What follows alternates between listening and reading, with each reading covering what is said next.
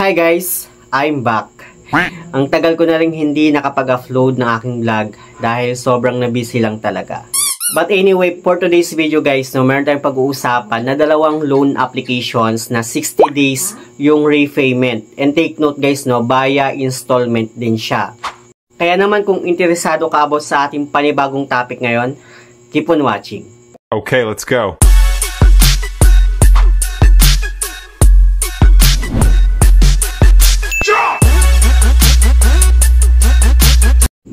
Hello guys, it's Yel Mariano and welcome back to my YouTube channel. So sa video nga natin ngayon guys, pag-uusapan nga natin itong dalawang loan apps na 60 days yung repayment and via installment siya guys. And take note guys registered sila ng SEC. Pero gaya ng sinabi ko guys sa mga vlog ko na hindi lahat ng mga registered ng SEC ay sumusunod sa interest na pinapatong ni SEC. Yung iba talaga guys, karamihan talaga sana is mga pasaway na OLA. Anyway guys, itong mga loan apps na babanggitin ko, ito ay based lang sa aking personal experience. Huwag nyo muna siyang balaking i-download guys, hanggat hindi nyo pa natatapos itong video natin. Unahin muna natin guys, itong si Mr. Cash na dati guys, last year, hanggang 30 days lang yung kanyang longer term payment. Pero ngayon guys, pwede na hanggang 60 days yung kanyang repayment and installment na rin siya every 15 days. Sa mga hindi nakakalam guys na dati dito kay Mr. Cash, yung personal loan ko sa kanya last year is 2,500. Then tumaas siya ng 5,500 after ko ngang makapagbayad sa kanya. But then dumating guys yung time na nag-early payment ako dito kay Mr. Cash, then nag-reapply ulit ako. Bigla niya akong ni-reject. Halos guys, ilang beses akong nag-reapply sa kanya, walang nangyayari sa account ko sa kanya, rejected na talaga. So that time guys, na-realize ko na hindi pala pwede na mag-early payment dito kay Mr. Cash. But this year guys, nag-try ulit akong mag-reapply dito kay Mr. Cash, last October yata yon. And na-approve na yung applications ko after so many times guys na na-reject yung account ko sa kanya. November last month guys, after kong ma-settle yung loan ko kay Mr. Cash, biglang tumaas yung credit limit ko sa kanya. Naging 6,000 siya hanggang 12,000. Bali yung maximum na loan amount na ino-offer sa akin itong loan apps na to is 12,000. Then yung pinaka-minimum niya is 6,000.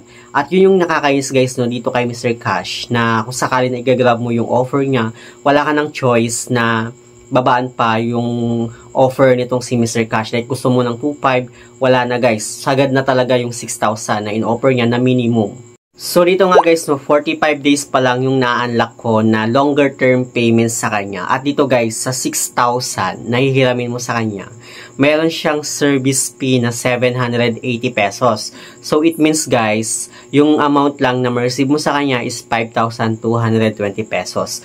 At guys, take note, meron pa siyang interest na 1,485 pesos. Ganon kalaki guys yung interest niya doon sa 6,000 na hihiramin mo. Kinaltasan ka na nga, papatungan ka pa ng interest. Do you think guys, makatarungan yung mga gatong klase ng loan apps? And take note guys, registered pa siya ng SEC, pero hindi naman sumusunod sa tamang interest. So sa mga nagbabalak dyan na i-download itong si Mr. Cash at umutang dito kay Mr. Cash, guys, pag-isipan nyo munang mabuti kasi Mr. Cash is not recommended. So dito naman tayo guys sa pangalawang loan applications. Ito nga si Fastcash VIP. And alam niyo ba guys sa kung ano yung nangyari sa account ko kay Mr. Cash, ganoon din yung nangyari sa account ko dito kay Fastcash VIP na nakatatlong reloan ako sa kanya. Then after kong settle ng payment ko, nag-advance payment ako dito kay Fastcash VIP, ganoon din yung nangyari sa akin. Na-reject na ako after kong mag-reapply. So parang pakiramdam ko that time is magkapatid talaga or mag-sisters company itong si Fastcash VIP at si Mr. Cash. Kagaya din guys ni Mr. Cash, na-approve na rin ako dito kay Fastcash VIP kasi nga last year ilang beses na rin akong ni-reject kahit good payer naman ako dito sa loan apps na to. But then this year guys, na-approve na rin ako sa kanya. And doon guys, lumakas yung kutob ko na baka sisters company talaga itong si Mr. Cash at si Fastcash VIP. And dito nga guys, may ino-offer nga siya na 4,000 pesos. At dito sa 4,000 guys, yung issued amount or yung amount lang na ma-receive mo sa kanya is 3,400. kasi meron siyang service fee na 600 pesos at meron pa siyang interest guys, katulad ng kay Mr. Cash na 825 pesos. So, guys, no, imagine mo sa 4,000 na hiramin mo, may kaltas ka na, may interest ka pa. So guys, no, for me, hindi pa rin talaga recommended itong si Fastcash VIP ngayong 2024.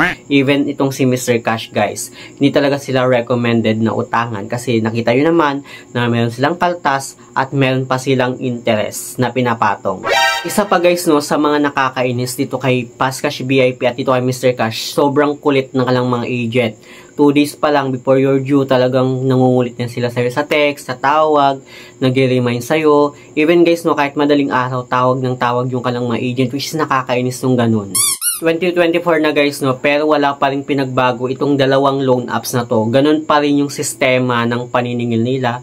Like, kahit hindi ka pa overdue, like due date mo pa lang guys, no, tapos hindi mo sinasagot yung tawag nila or hindi ka nakikipag-communicate sana ng babanta at nang-harass yung kanilang mga agent. Pero umaasa ko guys, no, na sana magbago itong dalawang loan apps na to at sana baguhin nila yung sistema ng paniningil nila and sana guys magkaroon ng improvement yung kanilang applications. Like sana sa next update is matanggal na yung kaltas or alisin na nila yung kaltas or buo mo nang ma-receive yung amount na hihirami mo sa kanila. Baka naman Mr. Cash at Fastcash VIP, makinig naman kayo.